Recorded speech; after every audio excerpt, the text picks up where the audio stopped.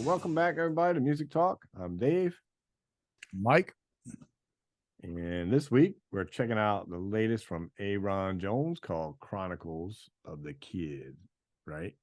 That's I right. requested us to do this one, actually, on our last video that we did for Ayron. Because, I mean, we just did one, I don't know, 6 months ago for Ayron. Was it that long ago? It was may have been earlier, because we had just found out about the guy and did a review on it, and now we got his latest one. So this is pretty cool. I mean, it looks like one of them books that you use in school, right? Yeah. And he's just kind of got his name written on there, so it's his chronicles of him. Inside's pretty neat. He's got all these little pictures and stuff, and all the lyrics on here. Mm-hmm. There keeps Yep. going and It's the way going and going. All right, I think that's the way my jacket looks on my CD. you go like this. That's 6, and then you flip over to 7. We'll see if I can get this right. This is what they used to call looping right here. Yeah. Old school looping. And then you got all the thank yous on there.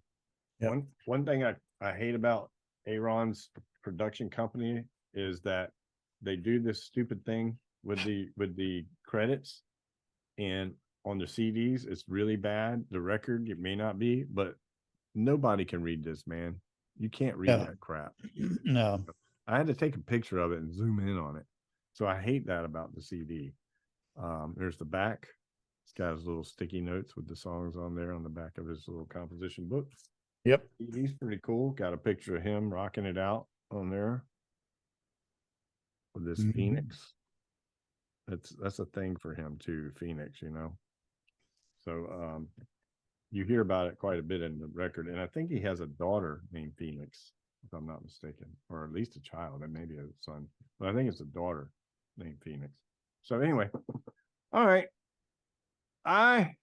straight off the bat comes out Strawman. I mean, straight rocker, great riff. It's got a decent solo. It's got some kind of harmonizer thing on there. I think his vocal work is fantastic on the song. And this is what you wanted to hear from Ayron, right? I mean, this is what you expect to hear when you hear his name. Kind of gives me a POD feel about it, but I thought it was a great rocker right off the bat. Blood in the Water, the second song. This song's been out for a while. I remember watching this video, gotta be 6 months or better. So this song's been out for a while. It's just now on this record.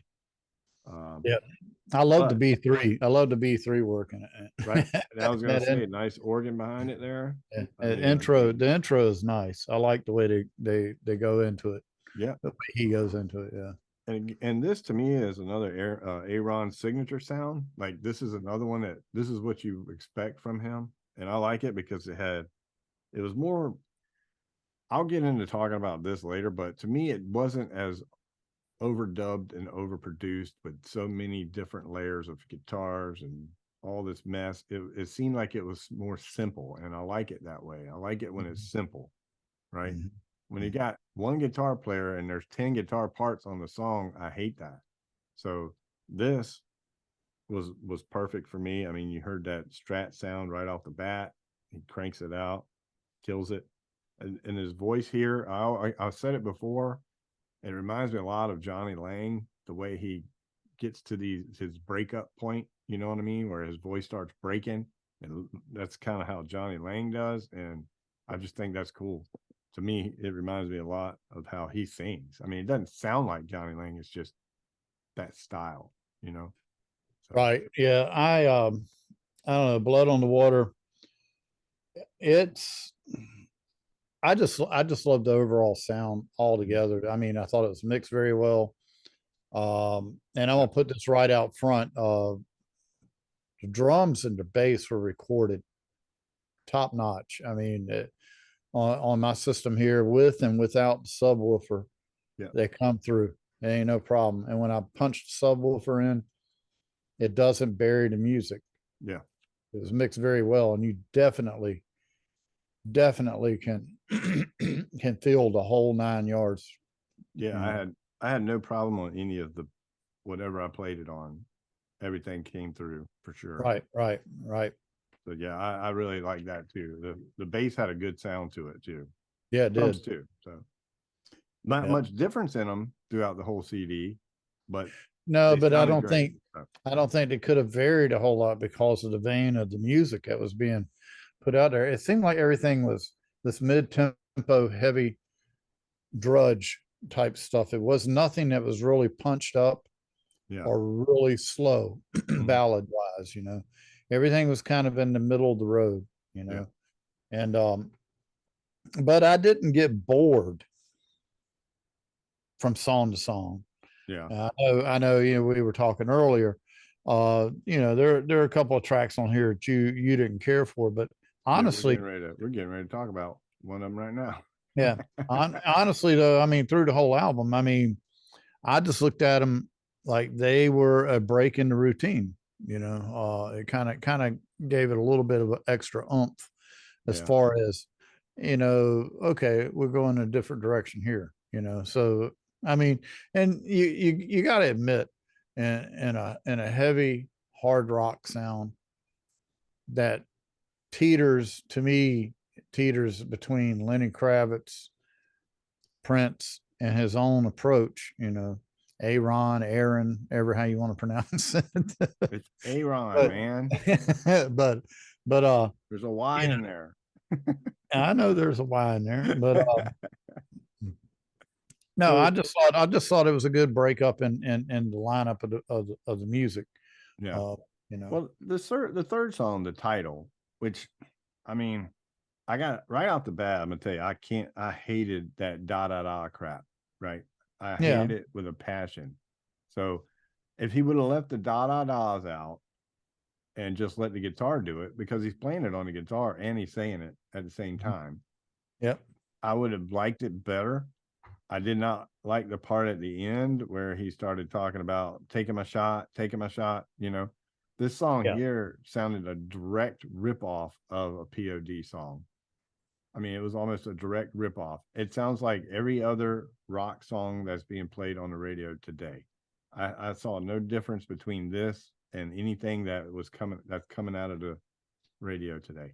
And yeah, I yeah. hated the da da da's. So I I'll mean, this I'll song I'll didn't care I'll much for it. I'll agree with that. So But I think a lot of the philosophy behind that is, and I'm sure you're aware of it too. A lot of times to get the attention of the mainstream public, you got to do the tried and true mainstream sound to get them to buy your album, and then they dig into it and go, "Oh wow, this is different." I I guess I You don't know, know. I mean, I think a lot of this was done by his company that he's with. I mean, you got the that same guys that are helping him write, that are doing the production and the playing. You don't have you're the talking about same musicians you had on the first record. the big machine. Yeah, and I mean, this is the result of what you get. Number Yeah, three. This is yeah, this is what happens when it's written by, performed by, and everybody that's producing it does everything to what he wrote, and this is the result. You know. yeah, and which will quite possibly, I'm not saying it will, lead him down that same road that Taylor Swift went down with the same company. You know, Maybe. I didn't really dig much into the company much. I just don't like the machine writing the songs with the performer. yeah, Never have, right? I mean, I don't care what company it is. I hate it when the producer and whoever else is in there doing the engineering plays yeah. on every song themselves as well. I mean, it just Well, doesn't work. that's where music went. That's where music took a bad turn. Yeah. Is when they started doing that stuff to where producers and management were stepping in Mhm. and filling these slots. Yep. When the reality is what was your real reason for hiring this person? Yeah. Giving them a contract. Yep. You gave them a contract because you like what you heard. Well, then let them breathe and let them grow. Right. Don't change what he does. Right. You know, Yeah. because that's what we liked about him. Now you're turning it into this production that I don't care for much, which is But what believe it number or three not, was to me. the Eagles fell into that. The Yeah. Eagles wanted to be a rock band. Yeah. And their whole career has been nothing but being the big pioneers in country rock. You know, I mean, they weren't the ones that started it, but that's what they were. They were country, they were king of the hill, country rock wise. And Don Henley and Glenn Frey wanted to do nothing more than to play rock. And that's Mhm. what you heard. You heard a little bit of that on Hotel California and then on the long run, which thought I thought the long run was a big disappointment as far as the Eagles because they were trying to go in a different direction, and to me, it didn't work. Yeah. Um, um, but again, getting back to what I was saying, they and with Ayron, uh, they're targeting the sound that they probably heard in him freshly on the first album, and that's what they're trying to keep Yeah. instead of Well, letting him grow. You know, I, instead of I, letting. I don't know, man, because I felt like, he was more Aaron on the first record than he Oh, is on this one. that's what I'm saying. You know, Yeah. I mean that's what they heard, and now they're, you know, I feel they're like they're trying. trying to They're make him into another Shine Down or something. It's like, just let yeah, the guy be, man. right, I right, don't want to hear another 3 Days Grace or another Shine Down or another Disturbed or another POD. I want to hear Aaron do what Aaron does, right, you know? right. And now we get to number 4, and I, I'm sorry, Aaron, but this song is the worst song I think I've ever heard you do, with the exception of the guitar solo. If you would have took the first 2 minutes of the song and threw it out the window and just gave me the last couple minutes, it'd be a great song. But it sounds like Justin Bieber, man. And this song Yeah, is the way he sings it, the way he's enunciating the words. It's like, this is ridiculous. It's a ridiculous song. But then it gets to the end, 2 minutes and 17 seconds. I can tell you right now, because I skipped that part till I get to 2:17, and then I listen to it. Because at that point, he plays one of the best guitar solos I've ever heard him play. uh, But the first 2 minutes is the most god awful, atrocious stuff I've ever heard come out of him. And right, I have no idea what, I don't know what that came from, uh, but good Lord, man. It was horrible, that first 2 minutes in this song. And I'm gonna get a lot of crap about this, and I really don't care. Because if I want to hear Justin Bieber, I'll put on Justin Bieber. I want to hear Ayron Jones, man.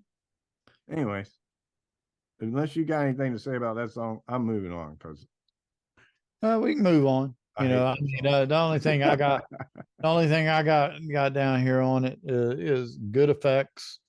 Um, that's about all. The only comment I put down there. Yeah, So, well, I do have notes on it. I guess I could say the notes instead of just telling you what I felt, right? I mean, I said it was too poppy sounding for one. Then I had the Justin Bieber thing, which I've elaborated on. right, right, And then the guitar solo really is on fire, man. I mean, it's even got a great rhythm behind the solo, and it's one of the best solos he does on the whole record. right. But gosh, man. Anyway, I'll go to number 5. Okay. All right. So number 5. Now we're back to Aaron again. More of his sound and some meaningful lyrics, right? Because this is what he did in his first record. He talked about where he is and what he sees around him. Yep. You know? Well, you know, one thing that I heard when I heard this song was the Foo Fighters. Yeah, I get that. I can feel you on that one. Yeah. But you know, And he's I talking thought, about it. yeah, The song's called My America, by the way. right, right. And he's just letting it rip, man. He's Yep, kind of tired of this crap that he's seeing around him. yep. And you guys can go read the lyrics yourself. If we say it, they'll probably put an explicit R rating on our record or our video. I'm sure they've already, It doesn't matter what we say nowadays, but anyways. So yeah, I like number 5. I think this is what, again, I think Aaron sounds like to me, and the words are super cool. Then we get to number 6, Living for the Fall. I mean, again, I love the mellow beginning. I love the soft vocal. I think his vocal is really good in this. For normally you're hearing him screaming or yelling, not yelling, but singing in that Foo Fighter-ish tone, right? Or Lenny Kravitz, I guess. Lenny But on Kravitz. here, he's actually kicking back and he's giving you some nice vocal work. Yeah, You know? the thing that I noticed about it is like the guitar and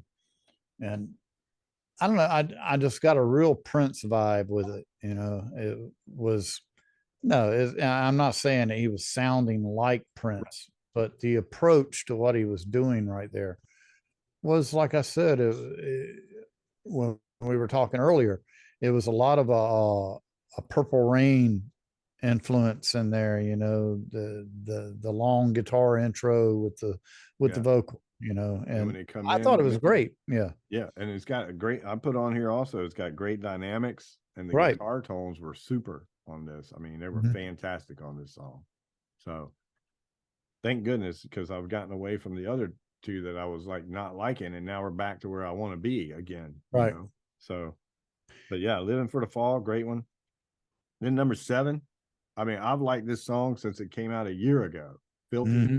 I mean, Yep, they don't call me dope; they call me filthy. Right? that's right. Love it, Yeah. man. You I know, love the breathing thing he's got. the breathing. It's not, it's that's another one though. The Prince approach. Let's go crazy. Yeah. I mean, and this song, man, I mean, it's been around, it's been out for about a year Yeah, now. yeah. And I mean, it's just a great signature sound for Ayron. You know, he could do 10 of these songs just like this, and the album would be perfect. This is what I like, you know.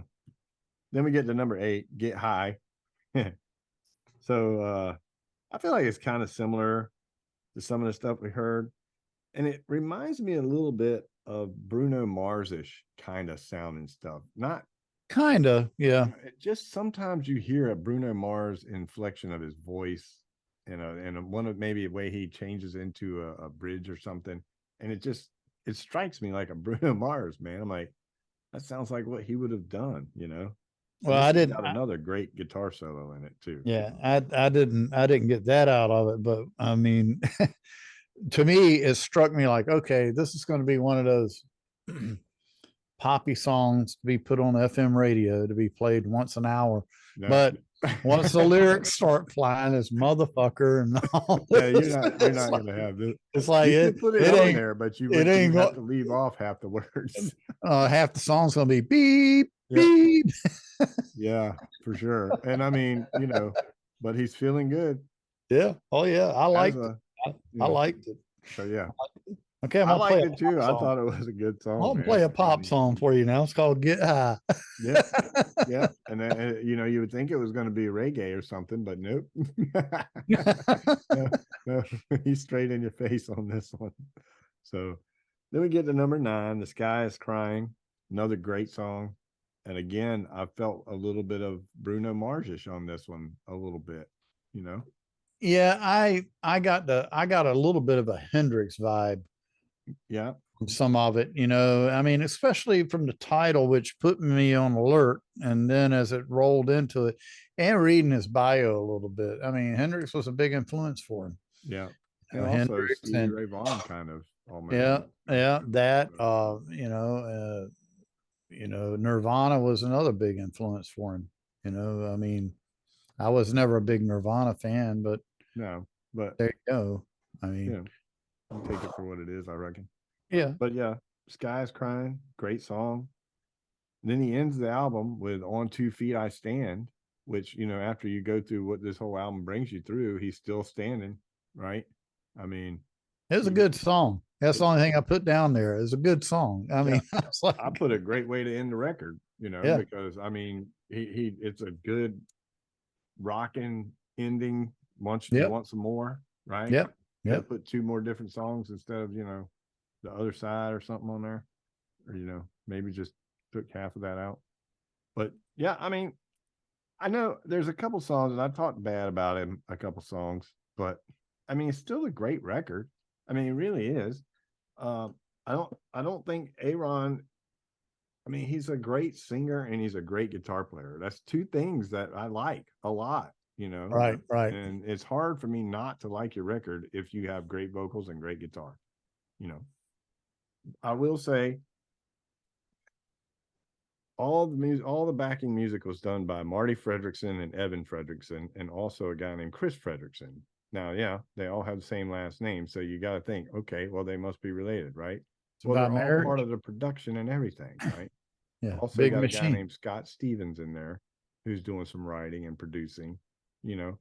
So every song had Marty and Evan on it, which I missed the other guys that he had on the last record Right. because I felt like he had more of a groove with the last guys.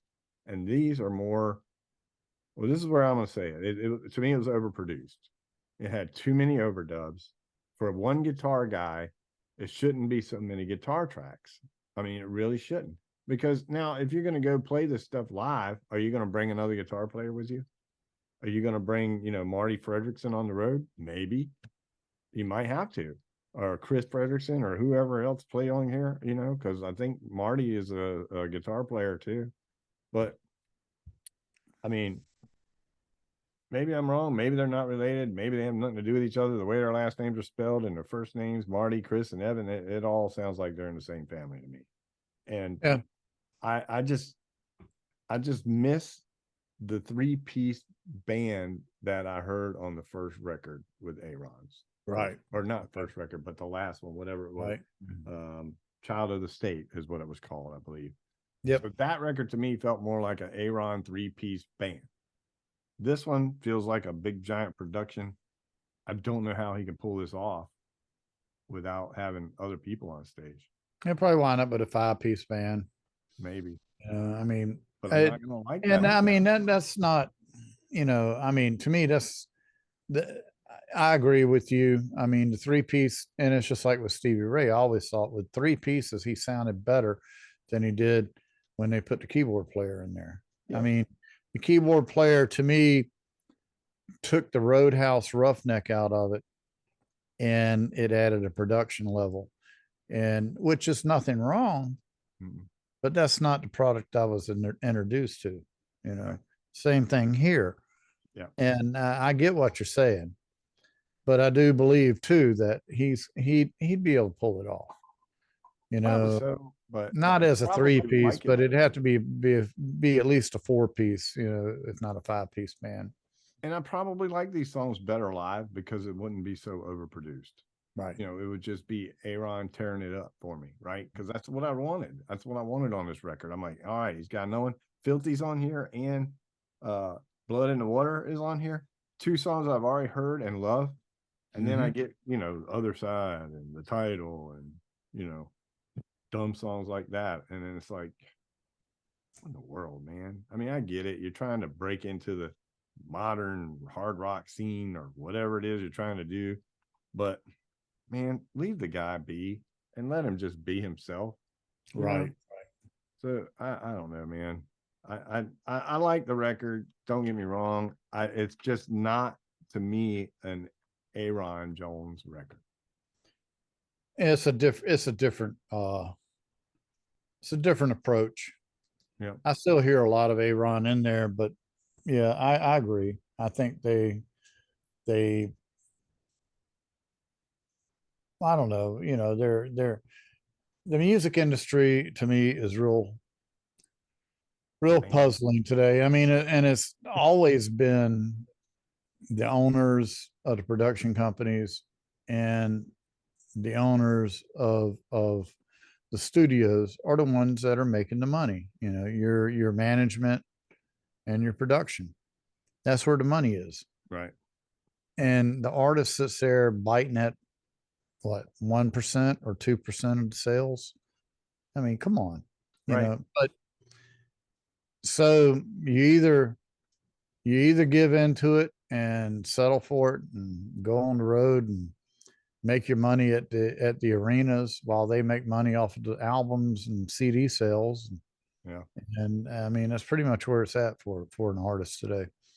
So, and I mean, seriously, the record has a great sound. The bass sounded good. The drums sounded good. There was not a lot of difference in them. They sounded pretty much the same way on all the songs. But again, that's a production thing. That's why I feel like it was overproduced. I didn't feel like I was sitting in a bedroom with Ayron writing these songs, right? Like the first, like Child of the State. I can picture him sitting in a bedroom writing these songs. Right. and Right. playing them with a couple dudes on stage. This one here, I feel like he had some songs. The producer and the producer's rack of people that he carries with him took these songs and said, "Well, let's add this, put this here, let's put that there, we'll overdub this, put this in there, and this is what we got." And Right. I don't even know. I'd like to hear what Ayron has to say about some of these songs on here, and if they turned out the way he wanted them to, or did he feel like they went to a direction that he didn't think they were going to go?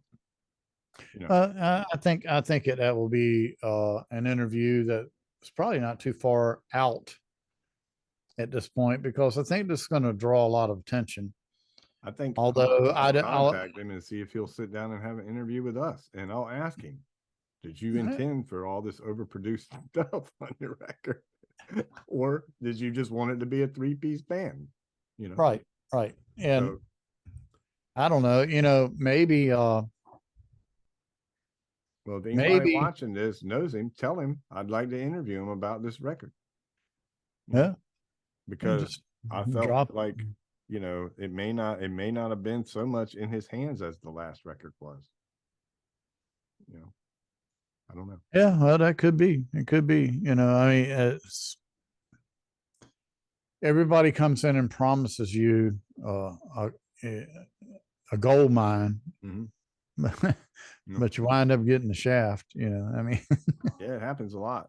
And I mean, even still, I think it's an 8.1 record, right? I think it's an 8.1. It's still a great record. If you like modern day hard rock, there's songs on here you're going to really dig. I like it because I can still hear Ayron in it a little yeah, bit, right? yeah, I like his voice a lot. I love his guitar playing. There is some good songs on here. I mean, there's a handful of really good songs on here. yep. And Well, the other thing about the album is it's not too long. It's 10 no, songs, 10 songs, 35 and a half minutes. Yeah, perfect, right? yeah, This is how they all should be. Don't give me more than 10. I like 10-song CDs, man. I mean, I don't want to sit there for 2 hours like Government Mules and try to freaking listen to all these CDs at once, right? Because yeah.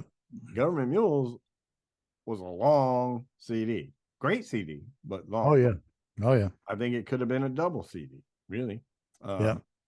And this one here, 10 songs, they're in and out. Love it.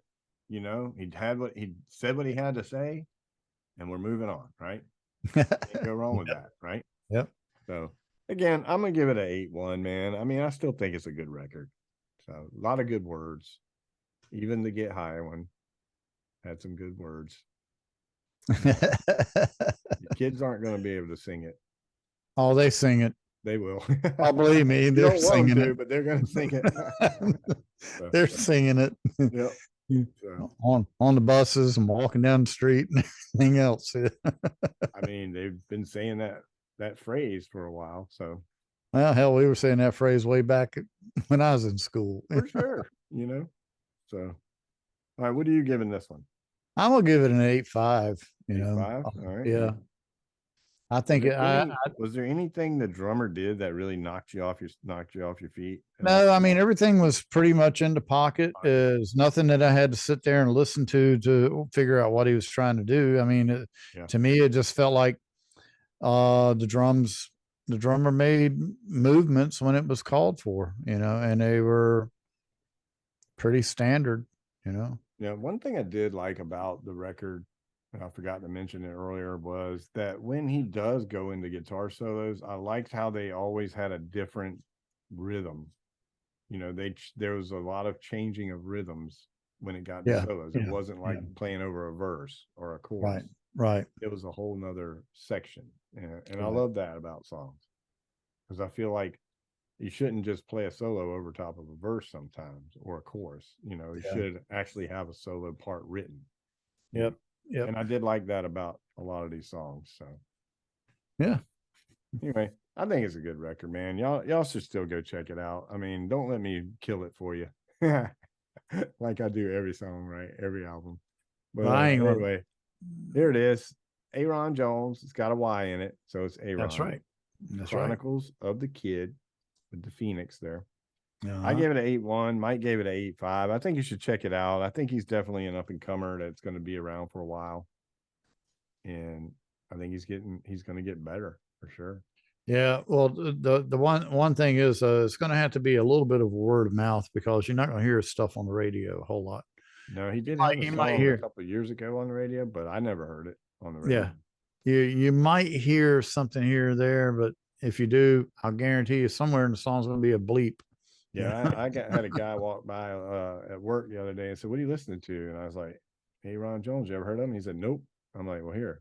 He put it on for a couple minutes. He's like, "Man, I like that." I said, "I figured you would." So now go buy his record. Give him some support. He So, ain't calling you a motherfucker.